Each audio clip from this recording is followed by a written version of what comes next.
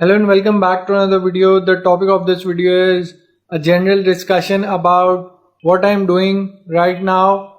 I've ordered a 3D printer and I had a couple of choices to choose from. It is important for schools to incorporate 3D modeling into their curriculum, and it is essential and necessary for children to learn about the latest technology like AI and machine learning, and they need to understand the basic concepts where these technologies are being used and what are the benefits and purposes of using this technology, because it's progressing at a really fast pace. I can design a model, a 3D model in a simple CAD software or in Blender, and I can give that design to a manufacturing company and I can get that manufactured and start a business. But initially I need to have good designing skills. I was also thinking yesterday that every designer must understand and learn about the human body.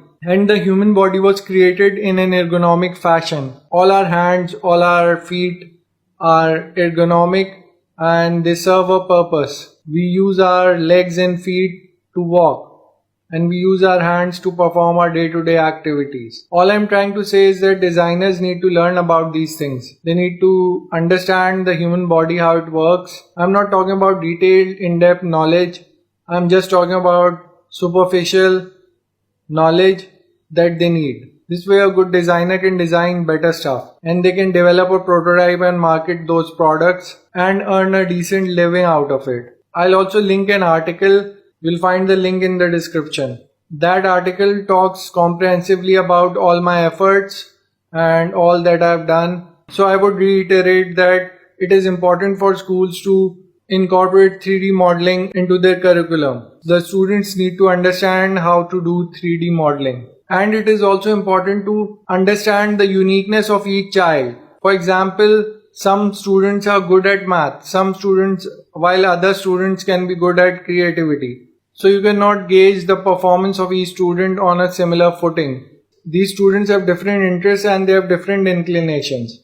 In school, I was not a very good student, but I was more inclined towards going to the library and extracurricular activities. I was most interested in that. Obviously, that has an effect on your grades. The article will also let you know that how an idea changes everything around you.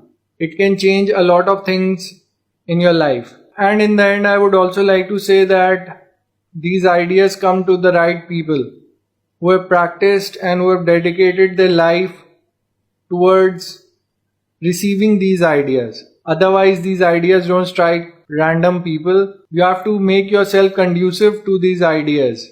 And there will be a time when these ideas come naturally to you. And in the end, I would also recommend that you read the article. It's a LinkedIn article. That's about it. I'll see you in the next. Take care and have a nice day.